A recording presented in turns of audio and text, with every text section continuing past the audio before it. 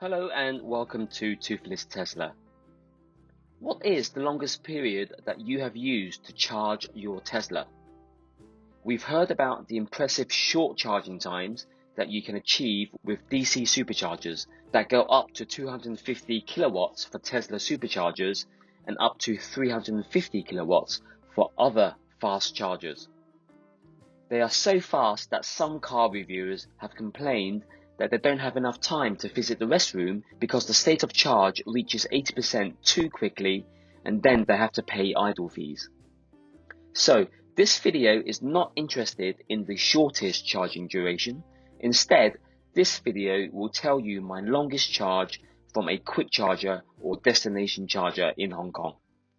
Now, if you have a granny charger, that is a standard 3-pin or 2-pin socket at home, which is generally 13 amps and 220 volts, multi-phase AC electricity, this will provide about 3 kilowatts of power.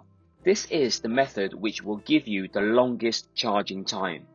There are 2 such granny chargers at Olympic House in Causeway Bay, which I have made a video about. Also, I was recently at a university car park that had 2 parking spaces using these 3-pin sockets for charging. Please watch my upcoming video on this channel about free EV charging at the University of Science and Technology in Hong Kong. I assume public car parks that started providing these granny chargers over 5 years ago did so as an easy cheat to say that they have EV charging facilities available at their sites. In recent times, the installation of proper EV chargers or quick chargers with up to 10 kilowatts of power at public car parks is much more appropriate. I mean, the installation of dedicated EV chargers instead of standard 3-pin sockets demonstrates actual commitment to electrification of transport in Hong Kong. I will provide more examples of these free EV chargers in future videos, so please like and subscribe. For me, I wanted to check out the quick chargers, which are 16 amps, 400 volts, and provide up to 10 kilowatts of power. You can get these installed at residential car parks now too, as you can see from this photo. And the Hong Kong government has provided subsidies for this. When I use these quick chargers, it will take anywhere from 2 to 4 hours to charge my Tesla to 80% state of charge.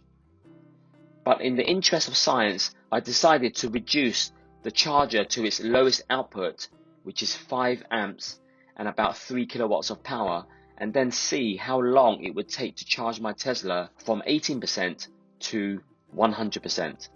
Initially, I did not want to charge all the way up to 100%, but I watched a recent video from YouTuber Grumpy Old Man, and he said Tesla recommends charging up your EV to 100% once in a while because this will help with the BMS or battery management system in calculating the proper range of your battery. At first, the car's prediction estimates it will take about 23 hours to fully charge.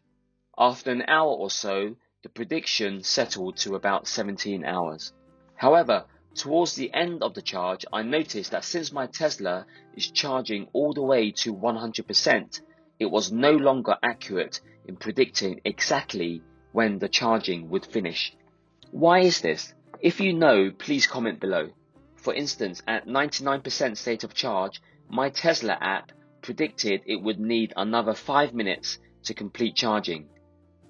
However, it took another 25 minutes to complete the charging, which to me is really inaccurate, considering how reasonably accurate the Tesla app is at predicting the completion time when you charge up to 80% or even 90%.